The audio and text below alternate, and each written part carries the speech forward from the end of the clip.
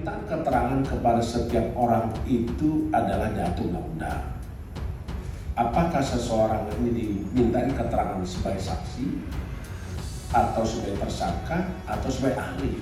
Untuk keterangan saksi tentulah seseorang itu dipanggil, dimintai keterangannya berdasarkan apa yang dia dengar, apa yang dia ketahui, apa yang dia lihat, atau yang dia alami sendiri.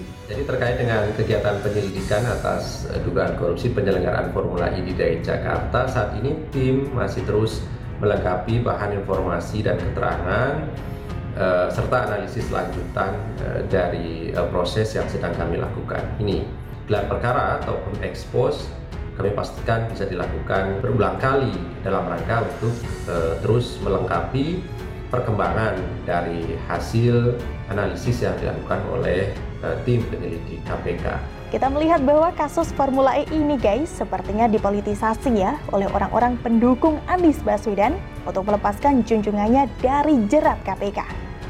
Saya melihat bahwa dari beberapa fakta yang akan kita bahas, Anies Baswedan ini sangat mungkin ditetapkan sebagai tersangka koruptor. Itulah kenapa penyelidikan KPK untuk kasus Formula E ini sangat mengganggu Anies Baswedan dan tim kampanyenya.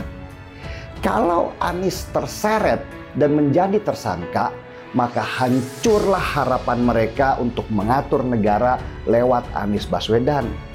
Karena itu KPK digoyang isu kriminalisasi supaya tidak meneruskan penyelidikannya.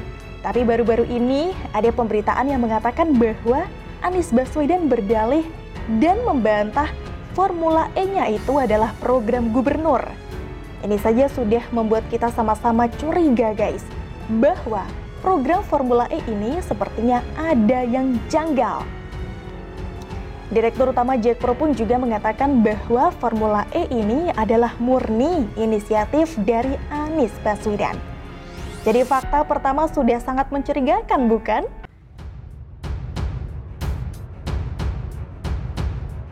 KPK bantah sengaja bidik Anies Baswedan dalam kasus Formula E. Jakarta, Gubernur DKI Jakarta Anies Baswedan diisukan akan dijadikan tersangka dalam kasus dugaan korupsi ajang balap mobil listrik Formula E PT Jakarta Propertindo oleh Komisi Pemberantasan Korupsi. Lembaga anti rasuah disebut menjadi alat untuk mengkriminalisasi Anies Baswedan. Isu ini sempat dihembuskan politikus Partai Demokrat Andi Arief. Andi menyebut Anies sengaja dikriminalisasi agar tak maju dalam ajang pemilihan presiden pada 2024 mendatang. Andi menyebut dirinya menyatakan demikian lantaran Dewan Kehormatan Partai Demokrat yang dipimpin Susilo Bambang Yudhoyono mendengar langsung dari para pembisiknya. Menurut Andi Arief, informasi yang diterima SBY sudah pasti valid dan berdasar. Berdasarkan informasi Ketua KPK Komjen Pol Firly Bahuri ngotot ingin menjadikan Anies sebagai tersangka. Firly mendesak tim penyelidik bekerja keras menemukan bukti adanya unsur pidana dalam ajang Formula E. Namun dalam 3 kali ekspos, tim penyelidik mengatakan belum menemukan bukti adanya unsur pidana dalam ajang itu. Tak hanya mendesak tim penyelidik, Firly juga dikabarkan mendesak para ahli untuk menyatakan adanya unsur kerugian negara dalam perhelatan Formula E. Namun beberapa kali menyatakan tak ada unsur kerugian keuangan negara dalam ajang itu. Juru bicara KPK Ali Fikri membantah adanya upaya kriminalisasi yang dilakukan Firly Bahuri kepada Anies Baswedan. Ali pun menyayangkan adanya isu tersebut. Ali mengatakan dalam gelaran ekspos kasus ini dilakukan secara terbuka oleh pimpinan KPK. Dalam gelar perkara tersebut dipaparkan hasil pengumpulan informasi oleh tim untuk mendapatkan saran dan masukan dari seluruh pihak yang ikut dalam forum tersebut. Ali menyebut dalam ekspos pembahasan dilakukan secara konstruktif dan terbuka. Semua peserta ekspos punya kesempatan sama menyampaikan analisis maupun pandangannya. Tak terseret politik, Ali mengklaim KPK yang kini dipimpin Firly Bahuri merupakan murni lembaga hukum yang menangani kasus berdasarkan aturan hukum yang berlaku. Menurut Ali, lembaga anti rasuah tidak bisa diseret-seret ke dalam dunia politik. Meski demikian, Ali mengatakan KPK akan konsisten dan komitmen menangani setiap perkara dugaan tindak pidana korupsi sesuai tugas, kewenangan, dan undang-undang yang berlaku. Menurut Ali, meski ada isu tersebut, KPK tetap akan melakukan penyelidikan dugaan korupsi Formula E.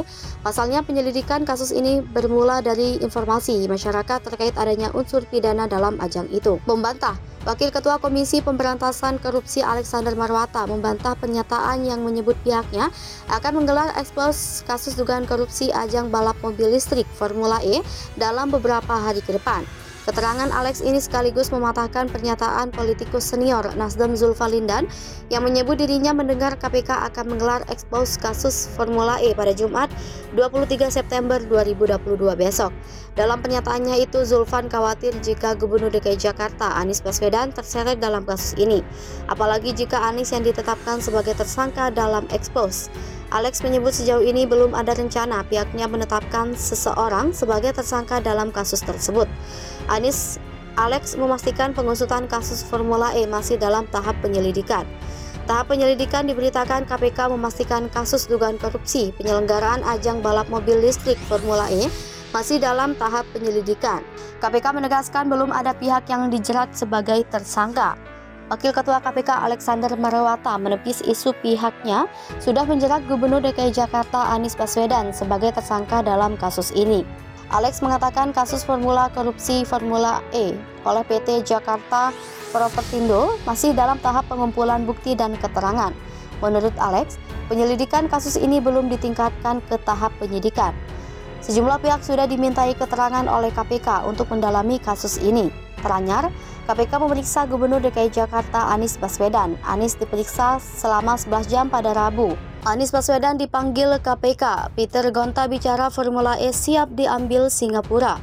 Mantan Duta Besar Indonesia untuk Polandia Peter F. Gonta menginformasikan negara tetangga Singapura siap untuk mengambil alih perhelatan balap mobil listrik Formula E Jakarta. Menurut Peter Gonta, hal ini lantaran perhelatan balap mobil listrik internasional di Jakarta tersebut terus-menerus diributkan oleh berbagai pihak. Terkait dengan keberhasilan Formula E Jakarta 2022, Lembaga Riset Institute for Development of Economic and Finance memperkirakan penyelenggaraan tersebut memberikan dampak ekonomi dengan nilai total 2,638 triliun rupiah bagi DKI Jakarta, atau dengan kata lain berkontribusi 0,08% pada pertumbuhan ekonomi daerah pada 2022. Angka tersebut berdasarkan hasil dari dampak pertahanan tambahan terhadap produk domestik regional bruto 2,041 triliun rupiah dan dampak ekonomi langsung 597 miliar rupiah. Dampak ekonomi langsung Formula E terdiri dari masuknya biaya dari beberapa aspek.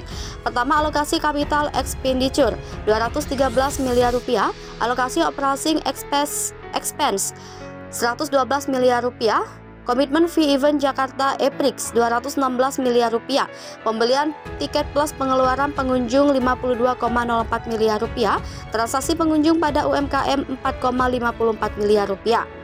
Sementara itu total dampak ekonomi langsung sebesar 597 miliar rupiah merupakan uang masuk untuk perekonomian Jakarta selama ajang Formula E, mulai dari persiapan infrastruktur hingga acara berlangsung. Ajang Formula E Jakarta 2022 dianggap sukses besar oleh CEO Formula E, Alberto Longo. Bahkan pihaknya akan memperhitungkan untuk menggelar 2 balapan beruntun pada kegiatan selanjutnya di Jakarta. Alberto mengaku takjub atas kemeriahan hingga dampak positif dari Formula E Jakarta.